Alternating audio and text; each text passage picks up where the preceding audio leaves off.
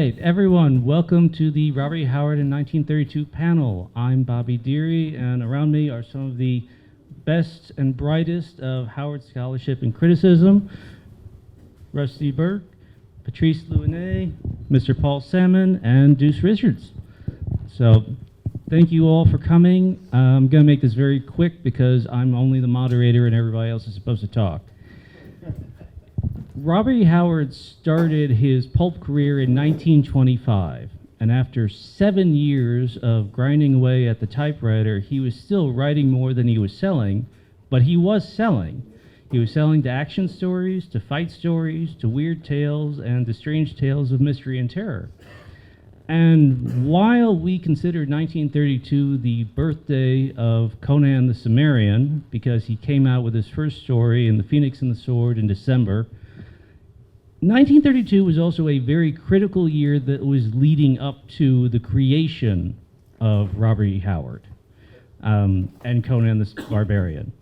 Because the first Conan story was not Conan the Cimmerian, it was Conan the Reaver.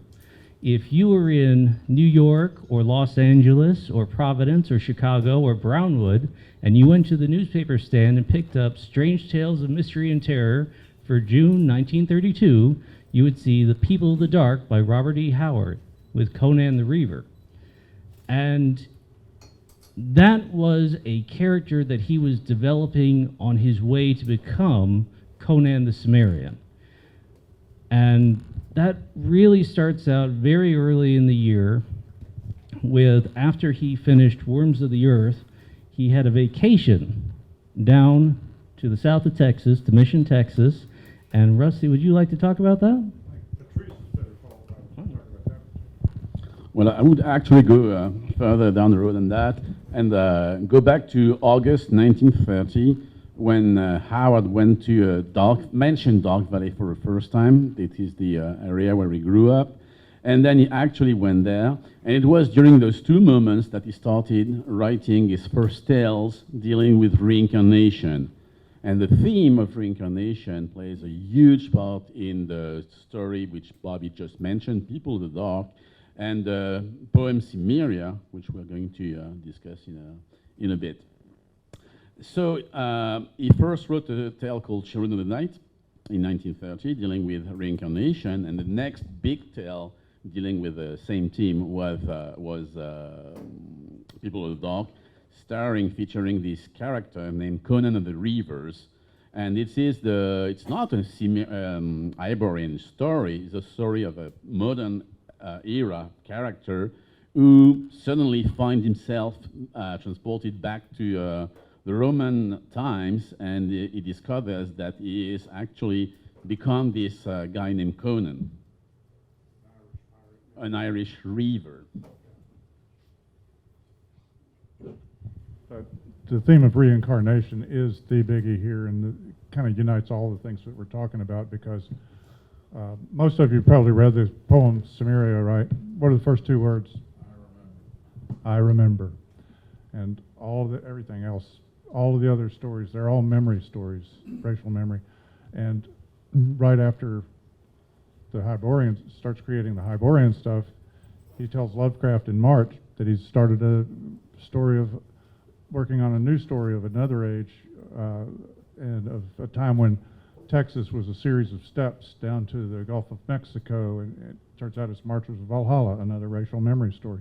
So yeah, that's a good one to start with because it's a big theme for all of 1932's work.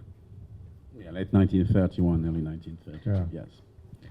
By this time, Robert E. Howard had been corresponding with H.P. Lovecraft for about 2 years.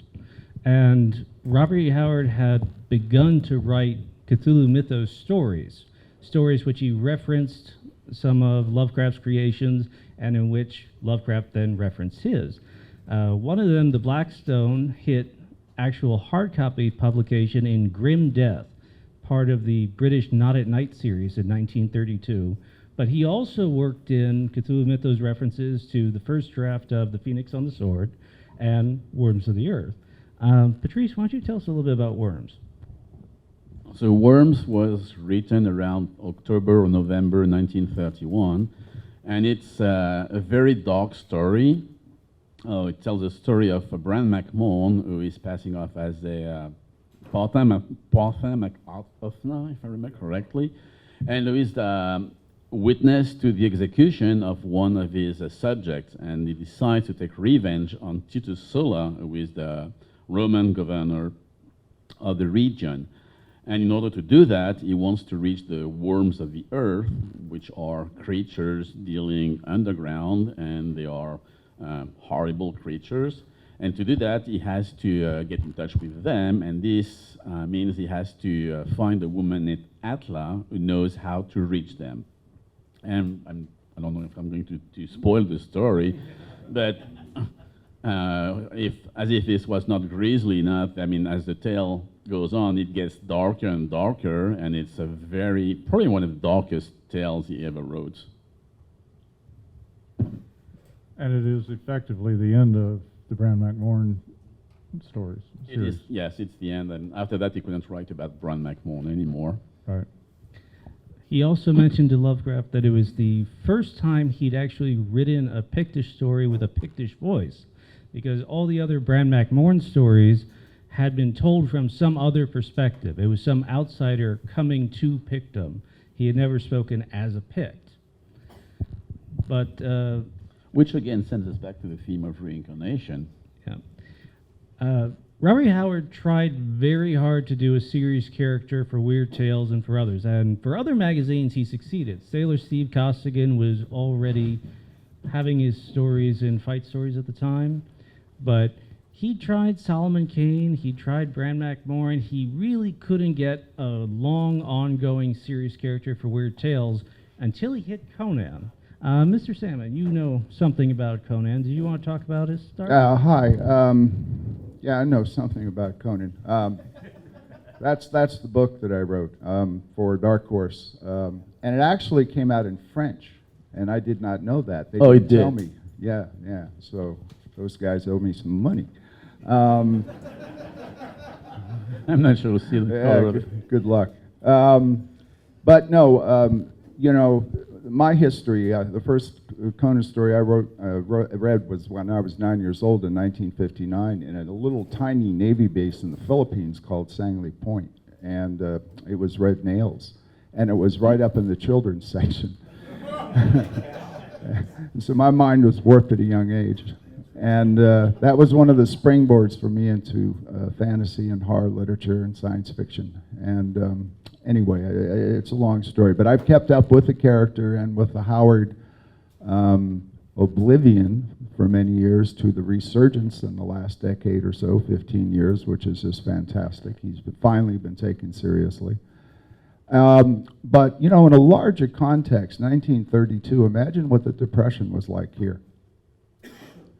You know, I mean, we right now are in a time of social and global unrest, but for the United States in 1932 is only 3 years after the stock market crash.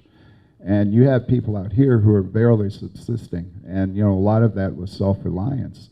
And so I think one of the reasons, and it's obvious, why all of the material that Howard wrote for the pulps, and the pulps were interesting because they were working man's television, really, in a way. People used to read for recreation, as opposed to plop down and watch, you know, the Real Housewives of Beverly Hills, right? And I think the escapist aspect of Howard sometimes has, I mean, that's where we all start. He takes us into completely different worlds that are so richly detailed and so historically, almost fanatically accurate, at least up to the point where the research was available in the 1930s. But I see Robert Howard in this town all the time because I grew up on this Sangley Point I mentioned was 1 mile long and a quarter mile wide, and it had 1,200 people. And most of those were planes going up and down all the time. And I grew up around all kinds of small towns, and so I know the small town mentality. And for him to have persevered and to be cocky and dress up in this flamenco outfits and walk around downtown and all this and have that kind of gumption, to me, I think is just not only fascinating but commendable. And I think that It's not only the energy of the stories, it's not only the fantasy worlds that he weaves, it's not only the hard-edged realism, even though they're dealing with sorcerers and giant serpents and, you know, seductive witches. The escapist value at that particular period from 32 to 36, when Conan was, you know, being written, I think had an enormous impact on everyone. And I think there was a lot of jealousy in this town. I do. I think that was also evident. Other people on this panel know more about that. Yeah, Howard, in 1932, Howard made about $2,500, which doesn't sound like much to us, but it's the equivalent of about $27,000 today.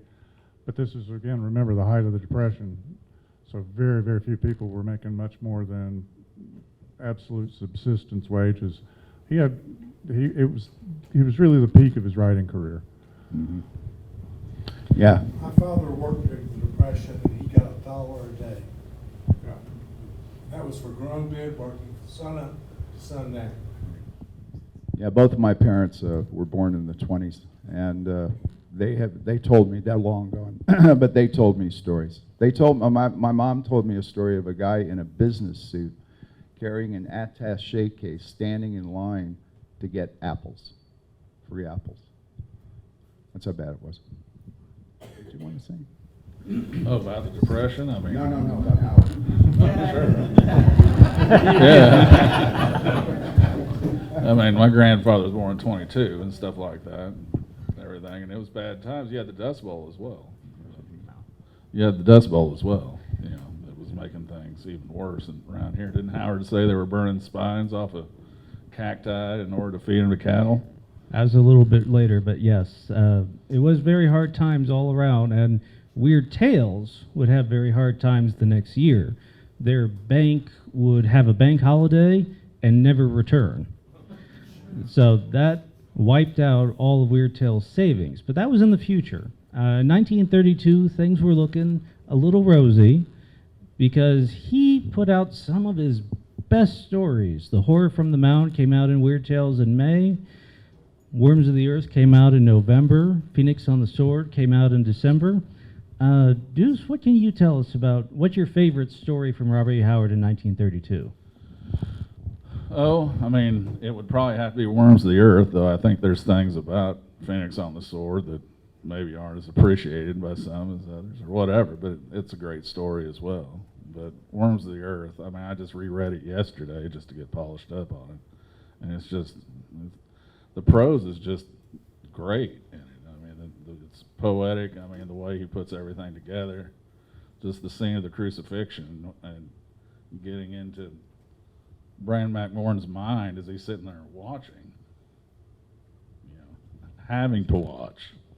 You can feel about all the stories and even the poem he wrote during this time, but those times are gloomy ones, because if you read the poem Cimmeria, it's the land of darkness and the night. It's not very cheery, and the Worms of the Earth is this horror story I was mentioning earlier, and then Cimmeria is the Phoenix on the Sword. Sorry. You have the beginning with the Nemedian Chronicles, and it's a story of a reaver, a slayer, a killer. It's very dark. The beginning of the first in the first draft of the story, you have this scene where Conan is seen drinking because he wants to forget Cimmeria. Mm. So all of that makes for a very dark moment in Howard's life. Bobby mentioned The Horror on the Mound, which is from the Mound, which is one of my favorite Howard stories, and it's one of the earlier stories that he set in the local area and using his own background. And it's pretty dark too. It is. It starts with, I mean, it's about a cowboy who quit cowboying to buy his own ranch just as the Depression hits, and he's gone bust, and so now he's going to dig up this mound for treasure. And I don't think everybody really appreciates how much effort the Phoenix and the Sword represents, because you have to remember this. A lot of people have the impression that Robert E. Howard Conan spoke through him, and he just sat there in front of the typewriter and came off in one go, and that was not the case. Robert E. Howard took a lot of care with his stories. He developed a lot of technical skill and professional skill when it came to writing, because first he'd do a synopsis, and then he'd do a draft, and then he'd revise the draft, and he might revise the draft a third time before sending it out, and then once it came back, he'd revise it again and send it out again and revise it again, and he'd keep going. The Phoenix of the Sword started out as a tale of King Kull, and Patrice, you know all about that. Yeah, I do think. There was no synopsis for Phoenix because it started out as a King Cole story, and we know of one draft, but we know that there was at least another one, which has been lost. And so this was written in mid-1929, and in February 1932, when Howard had the idea of Conan, he decided to salvage this story and rewrite it. And he went through 4 different drafts before he was satisfied with it and sent it to Weird Tales, which asked for subsequent rewrites. So there was a lot of effort and care which went into the crafting of the first Conan story. And I guess that's about it. What's interesting is I'm 4th generation Irish on both sides. And my entire childhood was steeped in Irish lore and legend and pride. And we, as a family, very much celebrated anything that was green. We weren't orange Irish.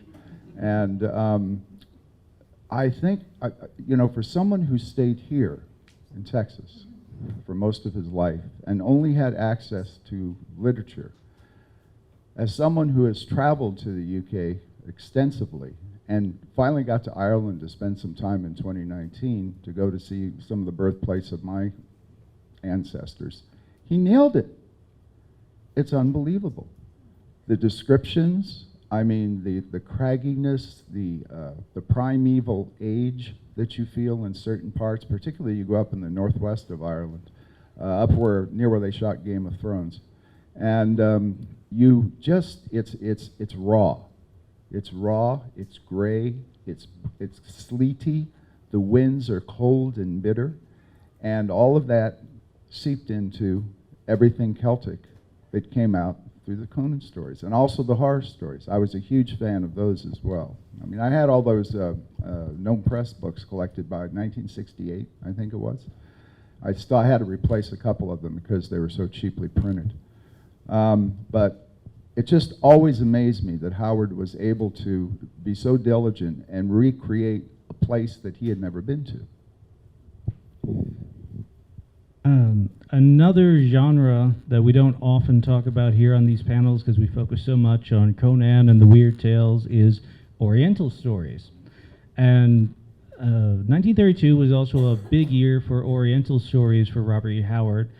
Oriental Stories, if anybody doesn't know, was a spin-off of Weird Tales. They had thought to create 2 new magazines, one of which happened, Oriental Stories, and one of which did not, called Strange Stories. And Robert E. Howard really found his groove with Oriental Stories because he'd always wanted to write for Adventure magazine, and he wanted to write historical action-adventure fiction. But the research was always a big hang-up for him because he had so few resources for historical knowledge, and he didn't have the first-hand account of far distant places that Adventure magazine really wanted. And what he could do with Oriental Stories was use his imagination to create historical stories of the kind he wanted, of the kind that he would go on to develop with the Conan stories. Did you want to say something about that? The whole thing with the Hyborian Age is that it relieved him of having to do all of that research. Yeah. He could take all of history and jumble it together and take any part of it he wanted and mix them together. You could have, what in the Black Stranger, you got Elizabethan pirates and Picts, you know, Iroquois, and you got all kinds of stuff thrown together. No reader's reaction. Oh, you used this gun in such and such story. This was not invented until 16 years later. Yeah, yeah, but as far as the setting though, I mean that's the thing. I mean, some people do point out that like somehow the caravels are you know, anachronistic in the Hyborian Age, but they never say anything about the Kozaki or Cossacks are exactly the same time. Some people don't know their history that well. Everything or nothing. Right. Yeah, or nothing. Yeah, and it doesn't fit, but yeah, it was a perfect playground for him. But that man loved his Middle Ages, as far as that goes. I personally think that the Oriental stories are among his very, very best writing. I think if you haven't read Robert E. Howard's Oriental stories, which some people call Crusader adventures, but they're not all about Crusaders. Some of his really grittiest, best writing, and it directly then leads, because again of the fact that it takes so long to write one, that leads him to the creation of the Hyborian Age, and then we take off. We've got Conan, we've got Marches of Valhalla and the James Allison stories, we've got all kinds of stuff. Once he realizes he's liberated from the tyranny of history, he can use it, but he doesn't have to slavishly adhere to it. I completely agree with the tall guy on my left. Yeah, I mean, like his description of Tamerlane and Zengi, I think maybe it is, but anyway, but both of them, you see echoes of Conan later on. Some of the same phrasing they use for Conan to describe those barbaric conquerors and all that stuff. So I mean, it was just a total test run, and people should read those stories. I mean, I don't understand. But then again, there just seems to be something about a lot of people that read fantasy just don't read historicals. They just don't do it. So that's too bad. There's a good book I'm reading. I wish I could remember the title, but it's called America, the 11 Americas, speaking of history, that everyone now thinks we have sort of like red state, blue state. We don't. We literally historically have 11 different Americas in one nation, in this republic. And if I can find it, it's on my Kindle, I'll tell you about it later. But the history of this particular part of the world is really interesting, because you see it coming out again in his writing. You see the cultural influences of the people who settled here. To jump really quickly, because we were talking about history and darkness and things like that, and I'm going to get into this tomorrow at the Conan, the Barbarian film that I worked on. But the guy who directed it and wrote it is a historian, first and foremost. John Milius, the director, was someone who had a lifelong passion for military and what we'd call, quote unquote, ancient and Middle Age history. His problem was he didn't like fantasy, which did not make him, ideal for that particular project. But 40 years ago, we made the film. But Milius was always trying to be historically accurate in the way that he mixed all the cultures on the screen. Now, there's a lot of people who have problems with the film because it's not true to the essence of the stories and so forth. But if you just look at it visually, if you just look at the chromatic palette that he painted with in that film, you will see all of these different cultures and all of these different histories. And that came directly from John Milius to the production designer Ron Cobb, who in turn had in his art department a guy named William Stout, who is now quite famous. And they all went back and went to the libraries in Spain and in Los Angeles and just pulled picture book out of picture book of the Chinese culture, Arabian culture, Vietnamese culture, all this kind of stuff. And so they were actually being, in a strange way, faithful to the spirit of a lot of the Howard literature. One of the events that we don't often think about with Robert E. Howard in 1932 was the death of Henry S. Whitehead.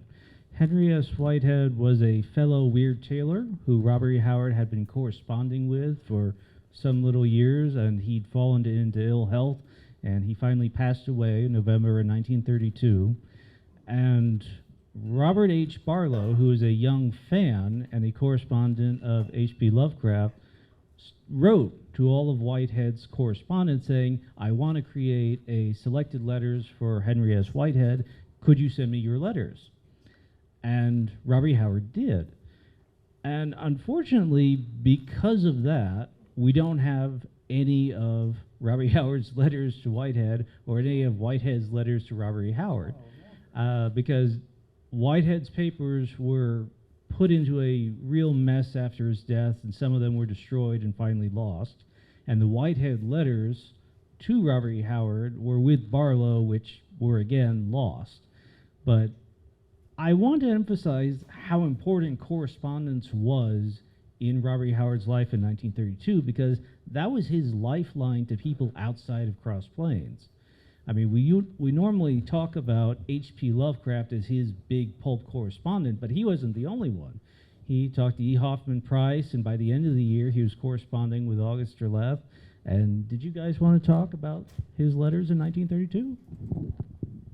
Well, I was just going to say that back in the days before you could get a book of collected letters, I was getting copies from Glenn Lord and things that had been printed. I was copying them, and I was creating loose leaf binders of Robert E. Howard's letters. And 1932 is the only year that had 2 binders. It was a really big correspondence year.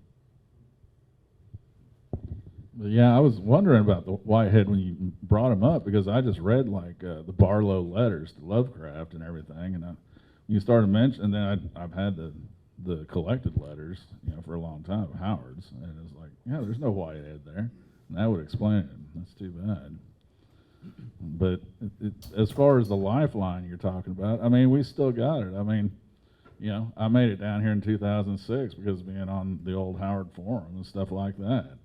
You know, there's still sort of the same thing going on as far as, you know, because even in, you know, bigger towns, you don't necessarily have a whole bunch of people around that have the same interests as you do. So Howard definitely had that.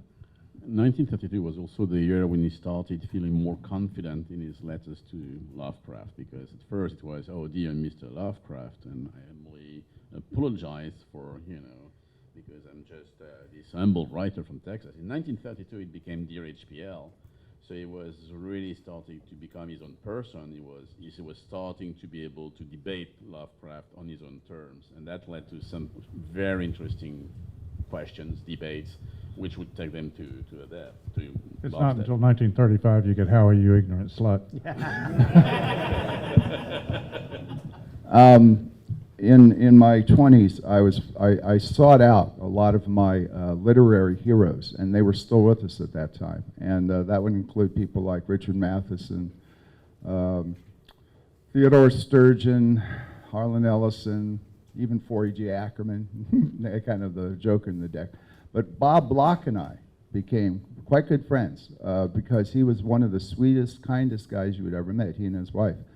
And he lived, I remember, I know exactly where he lived off of Mulholland Drive in a small little house that he said had been bought for him by Straitjacket, if anybody ever saw that movie with Joan Crawford, that Bob Bloch wrote. And I knew that he had corresponded with Lovecraft, of course, voluminously and with everybody else. And I also knew he famously did not like Conan, that he thought Conan was just like this cardboard, you know, cut out, bloodthirsty, you know, wench-raping fool, you know. And I asked him about his correspondence with Howard, and I said, "But did you ever guys ever try to?" And he said, "Well, I think I did receive a letter or two, but it was mostly an angry, you know, response to what I had said in print about Conan the Cluck or whatever it was, yeah." And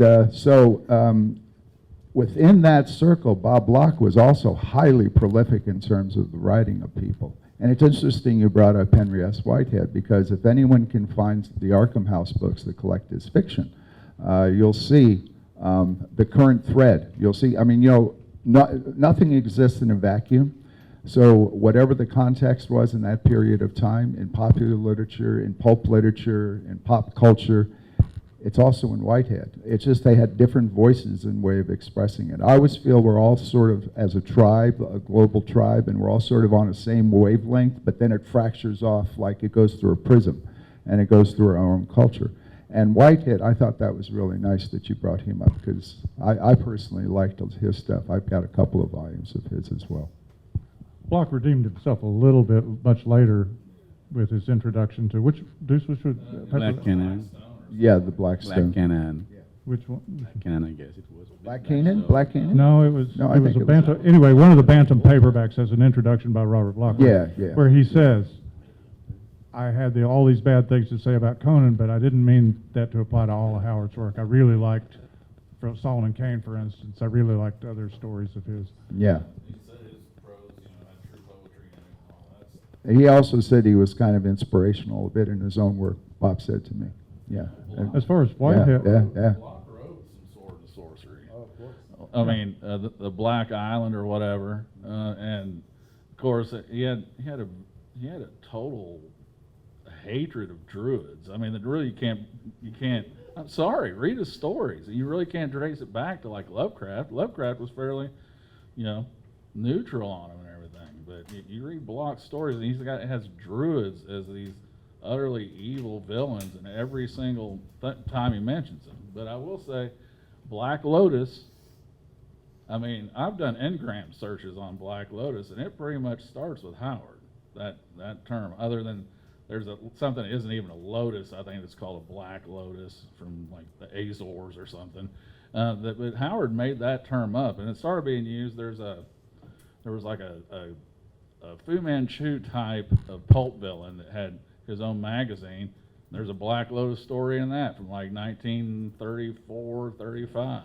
I've got it out of Altus Press or whatever. But no, he wrote that Black Lotus story, and I mean, it looks like it's sort of set like right at the post-type, Cataclysm Hyborian age. Like at the end, it could be inserted right in there around Vendia or whatever. And the Black Lotus he's using is Howard's Black Lotus right there. He was inspired by Howard right during the exact same time. The Druids. We have historians here. Who was the name of the Roman senator or general who started the propaganda campaign against the Druids because they had too much political power? Are you thinking of Julius Caesar? No, it is no. I came across this in my research. I told you I was highly Celtic, and there is a genuine moment in Roman history when they're having a problem with, those people with their bottoms painted blue that just won't give up. The Druids were not the bloodthirsty picture that we mostly see today. Yes, the Irish were involved in the slave trade far beyond, people think. And yes, the Druids did have a tendency to throw live people into fires, but that was all part of a spring ritual.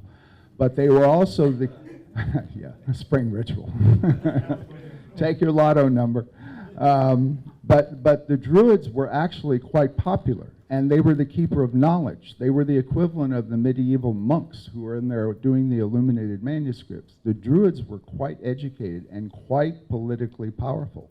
And there is a moment, and I thought maybe someone might know this, but there was a... Would it be Suetonius Paulinus? Suetonius Paulinus? Paulinus?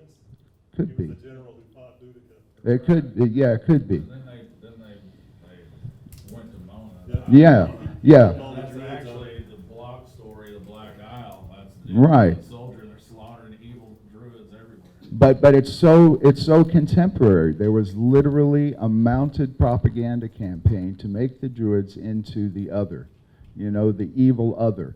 And because it was for political gain. They wanted to have some of the population behind them because a lot of the population loved the Druids. The Druids kept order. Let me bring this back to about the 1932 for a minute. Right? No, I got a point here. I got a point here. Robert E. Howard had two different approaches to Druids in his own fiction.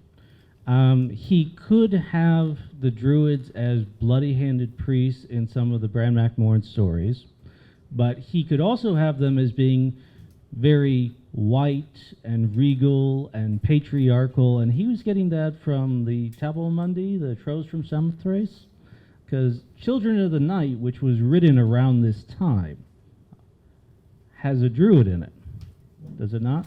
Little people. The The little- little people. Yeah, the little Has a people. very, admirable Druid in it. But if you're talking about Gonar, he's no Druid. No, Not I'm at not all. talking about Gonar, but they mention Druids in that story. Yeah, Cormac MacDonald says, his own Druids, had some wacky stuff going on, but he seemed to think what Gonar was doing was worse.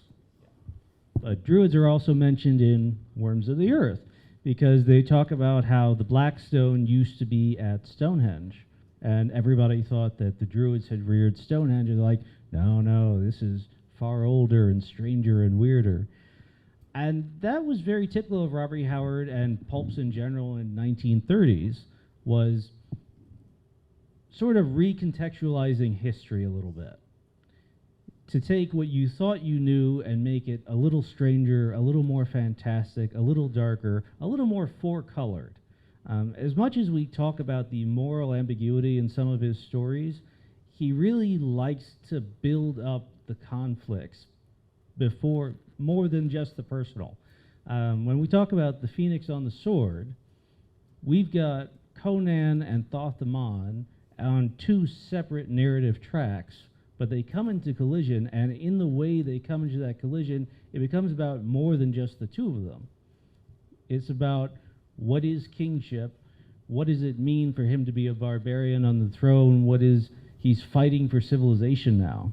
Did you want to talk about that, Patrice? Anything? I was thinking about what you said earlier about the Druids and the Romans and the Picts and the Celt barbarians. And I remember when I first read the stories, I was, that's normal to be against Rome because, I'm a Frenchman and everyone in France says, we don't like the Romans, we're Gauls.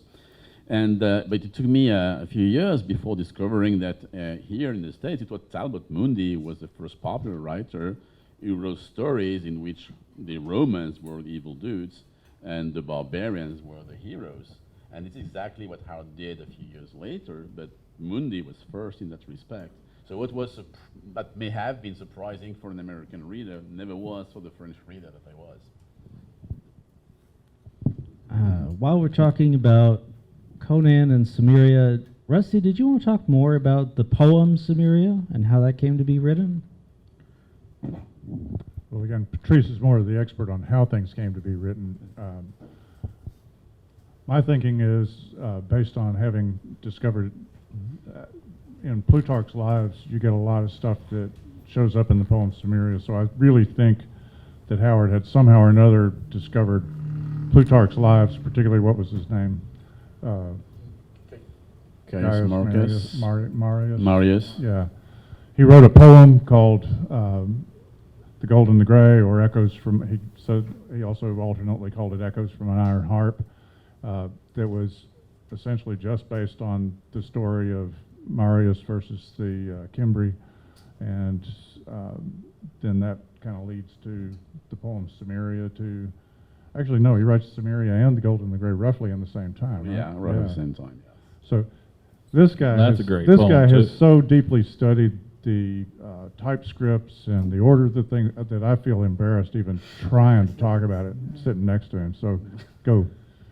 Well, the writing chronology is a bit difficult because all these things were written just within a few days and weeks apart. So, but there's a letter to Lovecraft from early March 1932 in which you have the poem The Gold and the Gray, in which he mentions having written the very first few Conan tales. But we know that the first tales had been written in February and that he was in the south of the States in January. So all that was within the span of a few weeks, really. But we don't know whether he thought of Cimmeria first and then Conan, or the other way around. We have no way of knowing that, really. But it was really just, within a few weeks everything was written in sequence almost. But I know that you think that the description of Cimmeria and the description of Dark Valley are all kind of wrapped up. That's, we are going to get into complicated territory if you want to go there. So yes, I think that I mentioned at the beginning of the panel that for me it all started with the apparition of the theme of reincarnation in Howard in August 1930 and then in October 1931 when he went to Dark Valley for the first time since his childhood.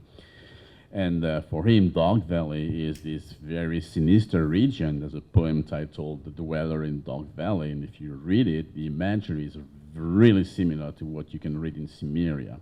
So there's obviously there was obviously a link in Howard's mind between Dark Valley, the place where he was born, and Cimmeria, which is the land of darkness and the night.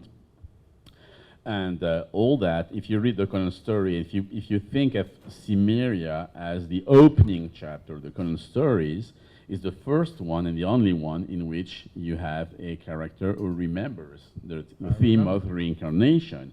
And so after he remembers, the modern day narrator disappears. So he disappears from history, and then you create the Iborian Age. And if you want me to go even deeper than that, if you were talking about people of the dark, The two modern-day characters are named John O'Brien and I forget the other one's name, Richard Brent.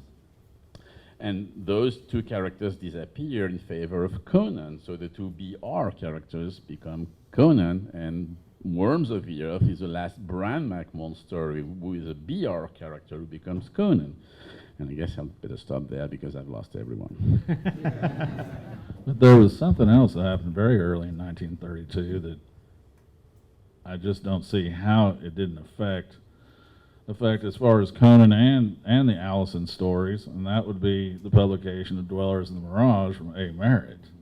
From there, you have a guy, modern guy, all of a sudden he starts experiencing to the point of being taken over, possessed by the ancient soul of his, basically this ancient Nordic king who's sinister, who's much nastier guy than the modern Leif, what's his name, and also you've got these ancient Nordics that were way before Vikings and everything else that had crossed over into North America. Right around the time he was this is before Marshes of Valhalla, this is before Phoenix on the Sword, and you have and for that matter you've got a magic ring in Dwellers in the Mirage, and so there's a lot of remembering going on, and it's this period you got these civilizations and everything, that gods with different names like Zarda and everything else all going on. This is a proto-Hyborian age right there that came out a month before he created Conan, and we know he read it pretty much. So there you go. I find Merritt unreadable. I've tried. The Moon Pool too, right? It wasn't I think that was the first one I read by him. But we're talking about reincarnation and going back to prior lives. Again, something that was in the air. There's a town in Florida called Casadega, which is about a half an hour drive from where my wife and I now live. And it is the spiritualist camp. Has anyone heard of Casadega? It was on an X-Files episode, yeah. And I go there every now and then just to be amused because they're so strident in their spiritualism. But they were literally driven out of another city in the 1920s in Florida and covered wagon. They didn't even have a car. They have photos of the first people that started this. And you walk up and down the streets and all the houses are filled with spiritualists of some kind. And Madame I can never pronounce her name, Blavatsky? Yeah, right, yeah. Yeah, Blavatsky. She, was instrumental in a lot of this thinking. I mean, not only table tapping and, the other world, but also reincarnation was very big. And they believe very much down there in reincarnation. Well, she's the creator of the Theosophy, which, of course, Talbot Mundy was an inherit. Yeah, exactly. Yeah, and you go to Casadega, and first, I hadn't been there in a month or two, and there's a woman who works in the gift shop that I know, and I said, how have you been? And she goes, well, it's been a sad time because of all the people who passed in COVID. But the good news is that they come to us so they can speak to the relatives again. And I really had to bite my tongue. We've got a few minutes left. Let's start an argument. All right. Who thinks, in the Horror of the Mountain, who thinks that the Dracula film was a major influence on that story? Could have been, but I don't think so. I think the novel might have been. The novel is what I was getting. I just reread the novel recently. Because in which time is that? You have Dracula, the novel, references in some stories which were written at the time, trying to remember the exact reference. There's the Hound of the Ring, and the other one, the Blackstone. In Blackstone, he mentions Strigoi Kavar, I don't know how it's supposed to be pronounced, and that's a lift from Bram Stoker. Mm-hmm. But the fact, like Don Vasquez or whatever his name is, he's able to withstand sunlight just like Dracula is in the novel, And there's the sea voyage and everything else, but yeah, that's very much a Stoker vampire as opposed to the vampire. There's a lot of people I think that kind of see that one. It's way more a translation of the Victorian vampire to American soil. He's doing in that story what he would do a year and a half later with the Conan story. Take something which is continental and make it American and Texan here. And you have the exact same thing with Conan, where we took European and continental fantasy, and he turned it into something which is distinctly American. So for me, it's not a continuation. It's, on the contrary, a breaking with former traditions. There was a very amusing letter in Weird Tales after the Horrors from the Mound was published, in which you guys said that Howard had broken, what was it, no fewer than 3 accepted rules of vampire lore. I'd have to agree with Patrice. I think maybe, but more likely, and I think it's Stoker. You know, how many people have read Dracula's Guest? You know, which is the sequel. Yeah, exactly. And you know, he was omnivorous.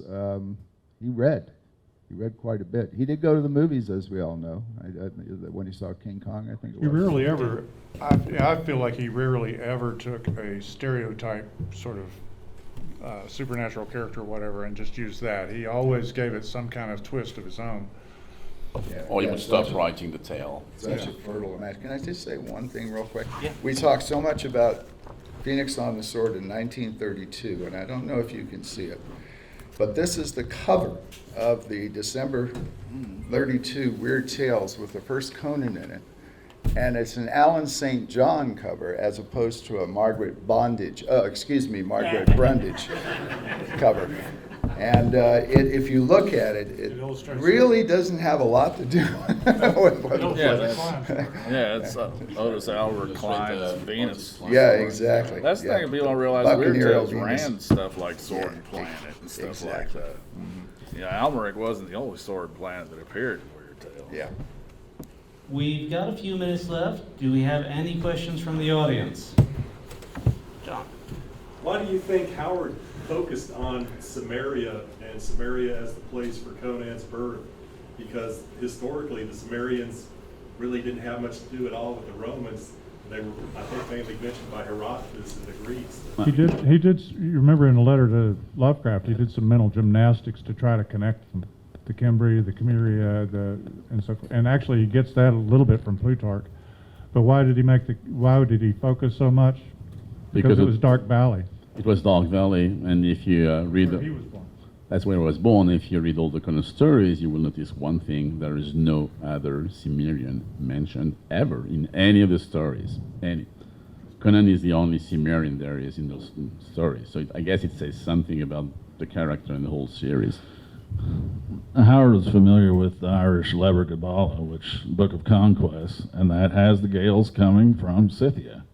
And the Cimmerians were the direct predecessors to them. He's taken them back one generation into very, at that time, little-known people. Now we know they were more Ironic, you know, Indo-Ironic people, but that he could have totally explained that by saying that part of the Cimmerians that were left got mixed in with somebody else. But the pure Cimmerians that were there went, and there's actually some now genetic history and stuff like that tracing along the Mediterranean that perhaps the Book of Conquest isn't completely and totally wrong, guess-wise, whatever. We also have to remember that some of that was an afterthought, because the Iberian Age wasn't written until after he had written 3 Conan stories. And if you read the Phoenix and the Sword, the very first draft, he didn't swear by Crom, but by Ymir. So the Celtic thing was there, but it was not what it became after, and after he had written the Iberian Age, where it retroactively became a Celtic series. They named him Conan. He did. Any other questions, please? Yes. What was going on in Howard's life in late 32 when he's writing this really dark stuff, like personally? Was anything going on with him? Well, it wasn't, late 1932 is when it was published. It was written earlier. So late 1931 was when he came back, when he went to Dark Valley for the first time again. So that's really kind of... I mean, that's my theory. I cannot prove that, but... The state of mind of Robert E. Howard has been one of endless discussion and analysis. And I think the scholarship and research that people like Rob and Patrice and Rusty have done have really uncovered the layers of what made that man tick, but ultimately, who was there with him? You know, who sat there while he was in the heat with his mother being so ill and the father away all the time, and him having to write letters and say, how about paying me for that last story? And, you know, he might have made money, but, you know, he was under a lot of stress. And remember, he started talking about suicide very early.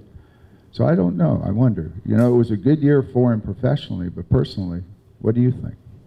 Well, if we're talking 1932, that's the suicide's 4 years away. Yeah, but he 1932, as Patrice was saying, he's in his letters to Lovecraft, he's showing a good deal more confidence in himself. He's, as a writer, I think he's really coming into his own. So I think 1932, personally and professionally for him, is a pretty good year. Whereas, why the darkness? I don't know. Is that when his mom starts to take a turn for the worse and her health starts getting really bad? It's because of the depression and money worries. I think there was a bank failure No, in it was Cross Plains right around then. 1931, I guess it was. I think it was. But I don't know. Of course, he was writing humorous westerns and boxing all through this time too. So I mean, Oh, and yeah, I've got, I printed out from my timeline, I printed out all the stuff that he'd written, you know.